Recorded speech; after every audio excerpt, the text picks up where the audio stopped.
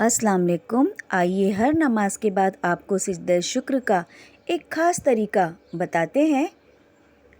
औलिया इकराम का मामूल था, सिजदे शुक्र की बरकत से अल्लाह पाक नेमतों के दरवाज़े खोल देते हैं, खैरों के दरवाज़े खोल देते हैं, बरक़ात का नुज़ूल होता है। सुभान अल्लाह। मुसीबतें, बीमारियां, परेशानियां और तकलीफ़ें, मसाइब व आलाम रुखसत हो जाते हैं, भाग जाते हैं और अल्लाह पाक हर गम से, हर अलम से निजात फरमा देते हैं। ऐसा सिजदे शुक्र अपनी ज़िंदगी का मामूल बना ले हम और आप भी।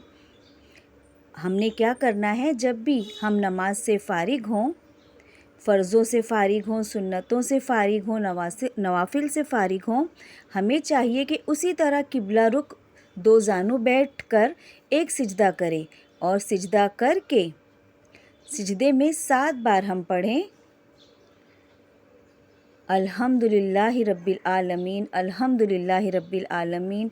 ये हम 7 बार पढ़ें और इस यकीन और इस इक़्तिदार के साथ पढ़ें कि तमाम तारीफ़ें, तमाम बड़ाइयाँ, तमाम किस्म का शुक्र इस अल्लाह रब्बुल आलमीन के लिए है। बेशक इसी तरह सिजदे शुक्र अदा करके देखें, अल्लाह की रहमत जोश में आएगी इंशाअल्लाह।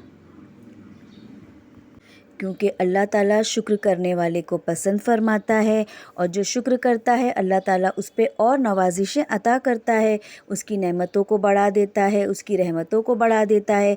हज़रत मूसा अलैहिस्सलाम का एक बहुत मशहूर किस्सा है कि किस तरह शुक्र करने वाले को अल्लाह ने और दिया और नाशुक्री करने वाले से अल्लाह ने नेमतें छीन ली। अगर हम भी चाहते हैं कि हमसे नेमतें ना छीने और हमें नेमतें मिलती रहे, तो हमें चाहिए कि हर हाल में अल्लाह का शुक्र अदा करें। जज़ाकल्लाहु खैर।